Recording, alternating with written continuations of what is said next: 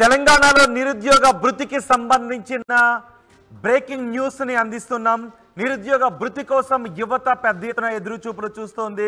కొత్త ప్రభుత్వం వస్తే నిరుద్యోగ భృతి వస్తుంది అని ఎదురు చూసింది. నిరుద్యోగ భృతికి సంబంధించిన ఏదైనా ప్రకటన వస్తుంది అని యువత ఎదురు చూస్తోంది. నెలకు 4,000 రూపాయలు హామీ ఇస్తాము అని ఎన్నికల సమయంలో కాంగ్రెస్ హామీ ఇచ్చింది. వీటిని 6 గ్యారంటీలలో కార్డులో మాత్రం చేర్చలేదు. కానీ చాలా వేదికలపైన చాలా సందర్భాల్లో కాంగ్రెస్ నిరుద్యోగ యువతకు భృతి ఇస్తాము అంటూ హామీలు చేసింది. నిరుద్యోగ భృతి పొందాలి అంటే అర్హతలు ఏంటి అనే విషయంపై ఇప్పుడు చర్చ జరుగుతుంది.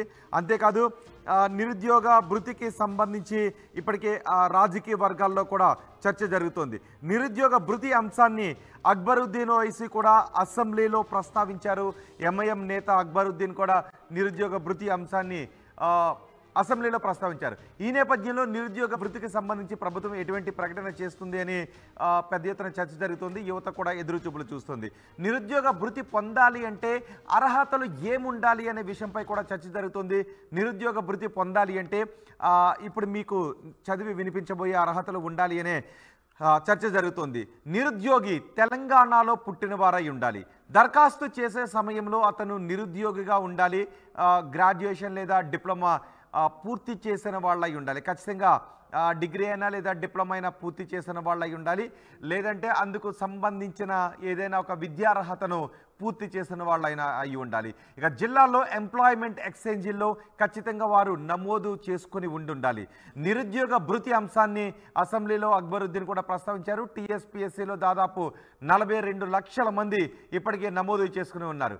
నెలకు నిరుద్యోగ భృతిని అందించాలి అంటే నిరుద్యోగులకు నెలకు 1,200 కోట్లకు పైగా ఖర్చు అయ్యే అవకాశం ఉంది అనే చర్చ జరుగుతుంది. నిరుద్యోగ భృతి కోసం దాదాపు 14,000 కోట్ల రూపాయలు అవసరం అనే చర్చ జరుగుతుంది. 6 గ్యారంటీల్లో నిరుద్యోగ భృతిని కాంగ్రెస్ చేర్చలేదు. కానీ పలు సభల్లో మాత్రం నిరుద్యోగ భృతి ఇస్తాము అని నేతలు ప్రకటన చేసి ఉన్నారు.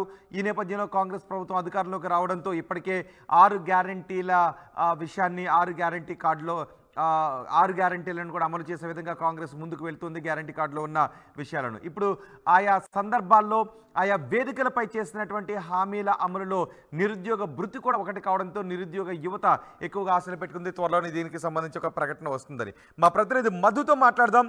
మధు, అక్బరుద్దీన్ కూడా నిరుద్యోగ భృతి గురించి ఆయన అసెంబ్లీలో మాట్లాడారు. కాంగ్రెస్ ప్రభుత్వం ఏర్పడటంతో నిరుద్యోగ భృతి గురించి ప్రభుత్వం నుంచి ఒక ప్రకటన వస్తుందని యువత కూడా పెద్ద ఎత్తున ఎదురు చూపులు చూస్తున్నారు. దీనికి సంబంధించి ప్రభుత్వం ఏదైనా ప్రకటన చేసే అవకాశం ఉందా? ఏదైనా కసరత్తు జరుగుతుందా నిరుద్యోగ భృతికి సంబంధించి? ఎగ్జాక్ట్లీ 2018 సంవత్సరంలోనే సేమ్ ఇదే నిరుద్యోగ భృతి అంశాన్ని తెరపైకి తీసుకురావడం జరిగింది కాంగ్రెస్ పార్టీ.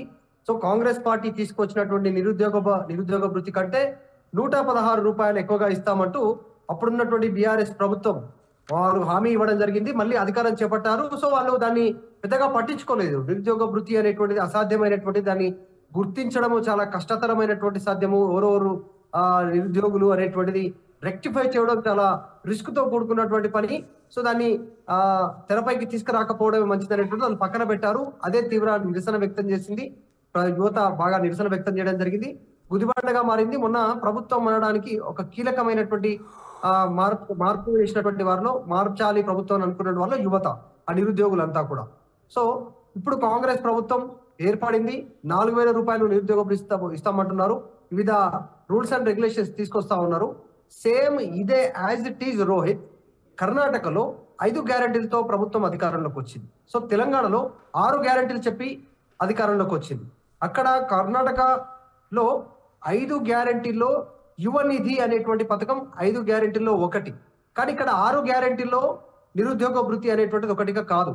సో మేనిఫెస్టోలో మాత్రమే పెట్టారు, పలు సభల్లో చెప్పారు. కానీ దాని ఇంప్లిమెంటేషన్ ఏ రకంగా ఉండే పరిస్థితి ఉంది అనేటువంటి తెలంగాణలో కాస్త సంశయం ఉంది. మరి దీనిపైన ఎలాంటి దృష్టి పెడుతుంది ప్రభుత్వం? నిరుద్యోగ భృతి ఇస్తుందా, ఇయ్యదా? ఇస్తే ఎవరికి ఇస్తుంది? ఇస్తే ఎవరు అర్హులు దానికి? వీటన్నిటిపైన చర్చ సాగుతోంది. ఎగ్జాంపుల్, కర్ణాటకలో ఉపయోగించిన ఫార్ములానే ఒకవేళ నిరుద్యోగ భృతి తెలంగాణలో ఇస్తే as it is away rules and regulations follow చేసేటువంటి అవకాశం ఉంది. ఒక్కసారి మనం డీటెయిల్స్ లోకి వెళ్తే అక్కడ ఎవరికి ఉంది అనేటువంటిది, తెలంగాణ రాష్ట్రంలో పుట్టి ఉండాలి, వారు నిరుద్యోగి అయినటువంటి వాళ్ళు ఇక్కడ చదువు పూర్తి చేసుకొని ఉండాలి, డిగ్రీ లేదంటే పీజీ లేదంటే డిప్లొమా పూర్తి అయ్యి 6 నెలల తర్వాత మీరు నిరుద్యోగ వృత్తికి అర్హులు. వారు 4,000 నిరుద్యోగ వృత్తి తీసుకునేటువంటి అర్హులు ఉంటారు. ఆ నిరుద్యోగ వృత్తి ఎప్పటి వరకు ఉంటుందంటే డిగ్రీ పూర్తయి 6 నెలల తర్వాత నుంచి కౌంట్ కాబట్టి 6 నెలల తర్వాత నుంచి 2 సంవత్సరాల వరకు, అంటే వారికి ఉద్యోగం చూసుకునేంత వరకు, ఒక స్థాయిలో ఉద్యోగ భద్రత వచ్చేంత వరకు, అది ప్రైవేట్ కావచ్చు పూర్తి స్థాయిలో, లేదంటే ప్రభుత్వ ఉద్యోగం వచ్చేంత వరకు, అంటే సరిపోయేంత వరకు 2 సంవత్సరాల వరకు వారు నిరుద్యోగ వృత్తికి అర్హులు. తర్వాత ఎవరు అర్హులు నిరుద్యోగ వృత్తి అంటే 10th ఇంటరు వీళ్ళందరూ అర్హులా అంటే కాదు. డిగ్రీ, డిప్లొమా, పీజీ ఇది చేసినటువంటి వారు మాత్రమే అర్హులు. దీంతో పాటు నిరుద్యోగ యువతకు ఆ జిల్లాకి సంబంధించి వారికి ఏ జిల్లా వస్తుందో ఆ జిల్లా, ఎగ్జాంపుల్ హైదరాబాద్, రంగారెడ్డి, నిజామాబాద్, మెదక్ ఉంటే ఎవరెవరి జిల్లాల్లో వాళ్ళు ఎంప్లాయ్మెంట్ ఎక్స్చేంజ్ లో నమోదు చేసుకోవాలి. మేము నిరుద్యోగులము అనేటువంటిది ఈ ఇయర్ లో పాస్ అవుట్ అయ్యాము, ఇది మా మార్క్స్ సంబంధించినటువంటి మెమో అని జిరాక్స్ సప్లై చేయాలి, అప్లికేషన్ పెట్టుకోవాలి. అక్కడ ఆ ఎక్స్చేంజ్ లో వీళ్ళు తీసుకోవాల్సి ఉంటుంది. మేము నిరుద్యోగులం అనేటువంటి అది ఉన్నటువంటి వారికే నిరుద్యోగ వృత్తి వస్తుంది. అది కూడా అది తీసుకున్న తర్వాత ప్రభుత్వం త్వరలోనే మార్గదర్శకాలు ఇవ్వడానికి సిద్ధమవుతుంది. ఆ మార్గదర్శకాలు ఏంటంటే ఒక వెబ్సైట్ ఓపెన్ చేయడానికి ప్రభుత్వం సిద్ధమయ్యే పరిస్థితి ఉంది. ఆ వెబ్సైట్ లో అప్లై చేసుకున్నటువంటి వారు అర్హులు.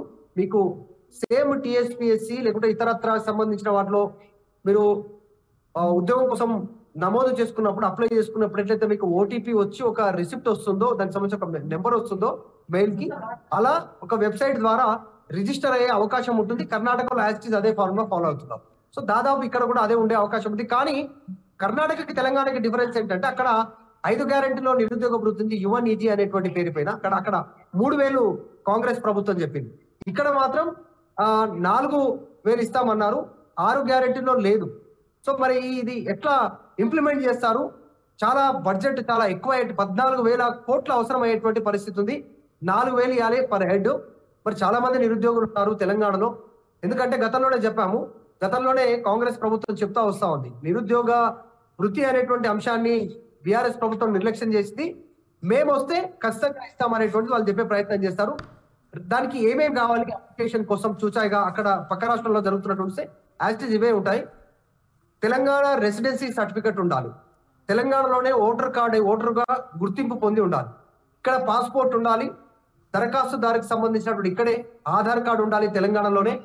అలాగే 10th క్లాస్ మెమో సర్టిఫికెట్ ఇవన్నీ కూడా అప్లై చేయాల్సి ఉంటుంది. అప్లై చేసుకునేటువంటి సందర్భంలో ఇంటర్ మెమో సర్టిఫికెట్ కూడా ఇవ్వాలి. అంటే మరి డైరెక్ట్ గా 10th తర్వాత దూర విద్య ద్వారా చేసినటువంటి వారు మేబీ అర్హులు కాకపోయి ఉండొచ్చు. ప్రభుత్వం విధి విధానాల్లో కొన్ని రోజులు తెలుస్తుంది. అంటే ఖచ్చితంగా 10th, inter, degree continuation education ఉన్నటువంటి వారే నిరుద్యోగ వృత్తి కింద అర్హులు అనేటువంటిది ఇప్పటికున్న అందిన సమాచారం బట్టి తెలుస్తా ఉంది. డిప్లొమా సర్టిఫికెట్, కుటుంబ ఆదాయ ధృవీకరణ పత్రం, కంపల్సరీ ఇన్కమ్ సర్టిఫికెట్ కావాలి. బిలో పావర్టీ లైన్, మాకు ఆదాయము లేదు అనేటువంటిది సర్టిఫికెట్ తీసుకోవాలి. ఒకవేళ మీ వాళ్ళ తండ్రి సాఫ్ట్వేర్ జాబ్ చేసినా, ఉద్యోగం చేసినా, ఐటీ ట్యాక్స్ కడుతున్నా, గవర్నమెంట్ ఉద్యోగం అయినా, ఇంకా ఇతరత్రకు సంబంధించి ఐటీ రిటర్న్స్ కట్టే వాళ్ళు ఎవరున్నా ఆ కుటుంబంలో నుంచి నిరుద్యోగ వృత్తికి ఎవరు అర్హులు కాదు. దాంతోపాటు mobile number, must and should mobile number mention చేయాలి.